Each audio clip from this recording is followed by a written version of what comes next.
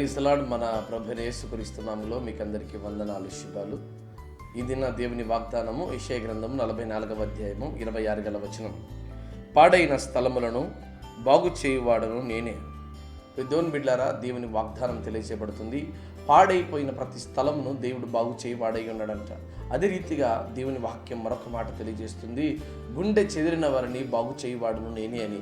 ఈరోజు నీ స్థలమైనా, నీ కుటుంబమైనా, నీ హృదయమైనా, నీ ఆలోచన విధానం ఏదైనా సరే ఇదిగో పాడైపోయిన స్థితిలో ఉన్నదా, ఎందుకు వ్యర్థమైనటువంటి స్థితిలో ఉంటున్నదా, అయితే దేవుడు తప్పకుండా నీ జీవితాన్ని బాగు చేయవాడై ఉన్నాడు. ఎందుకనగా ఆయనే సృష్టికర్త అయినటువంటి వాడై ఉన్నాడు. చూడండి, ఇదిగో తయారు చేయబడినటువంటి వారు, మనము తయారు చేసినటువంటి వారు దేవాది దేవుడు. కనుక నీ జీవితంలో ఏదైతే కృంగిపోయి ఉన్నావో, ఎందుకు నా జీవితం పాడైపోయినది, నా జీవితంలో ఎటువంటి బాగు లేదు అని ఆలోచన చేస్తున్నావేమో, అయితే దేవుని వాక్యం తెలియజేస్తూ ఉంది, యేసుక్రీస్తుని రక్తం ప్రతి పాపం నుండి కడిగి పవిత్రపరచును అని కదా. ఈరోజు యేసుక్రీస్తుని రక్తం ఎంత ఘోర పాపినైనా దేవుడు బాగుపరిచేవాడై ఉన్నాడు.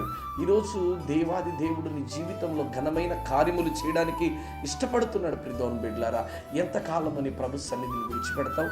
నా జీవితం పాడైపోయింది, భయంకరమైన చెడ్డ అలవాట్లకు బానిసైపోయాను, ఇదిగో నా ఆ పాపం నుండి నేను బయటికి రాలేకపోతున్నాను అని అనుకుంటున్నావా? అయితే బాగు చేయువాడు నేనే అని దేవుని వాక్యం తెలియజేయబడుతుంది కదా.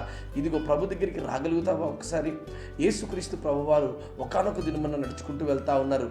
అక్కడికి కుష్ఠరోగంతో కలిగినటువంటి ఒక వ్యక్తి వచ్చి, ప్రభువా నీకు ఇష్టమైతే నన్ను శుద్ధినిగా చేయి ప్రభువా, నన్ను తాకు ప్రభువా అని అడిగాడు. నీకు ఇష్టమైతే అని అడిగాడు. ప్రభు అన్నాడు, అయ్యా ఇదిగో ఎంతమంది నీ బంధువులు, నీ ఆత్మీయులు అనేక మంది నిన్ను తోసివేసి ఉండొచ్చేమో, ఎవరు కూడా నిన్ను ముట్టకపోయి ఉండొచ్చేమో, అయితే నాకైతే నిన్ను ముట్టడం ఇష్టమే అని చెప్పి ప్రభు వారి చెయ్యి అతన్ని ముట్టుతుంది. ఎప్పుడైతే ప్రభు ఆయన ముట్టుతాడో అప్పుడు ఆయనలో ఉన్నటువంటి ఆ సమస్య, ఆ రోగము, ఆ వ్యాధి అంతటి నుండి అతడు స్వస్థపరచబడడం కనబడతా ఉంది. ప్రియమైన బిడ్డలారా, నువ్వు ఈరోజు ఏ స్థితిలో ఉన్నావో నాకు తెలియదు, ఈరోజు ఏ పరిస్థితిలో ఉంటున్నావో నాకు తెలియదు, కానీ పాడైపోయిన నీ జీవితం ఇలాగే అయిపోతుందని ఆలోచన చేస్తున్నావేమో, కానీ దేవుడు తప్పకుండా నీ కుటుంబాన్ని, నీ వ్యాపారాన్ని, నీ ఉద్యోగమును, నీ పిల్లల జీవితాన్ని, నీ భార్య జీవితాన్ని, నీ కోర్టు సమస్యలు ఏదైనా సరే పాడైపోయిన ప్రతి దానిని నా దేవుడు బాగు చేసి ఈరోజు స్థిరంగా నిలపగలిగిన శక్తి కలిగిన దేవుడు మనతో ఉన్నాడు.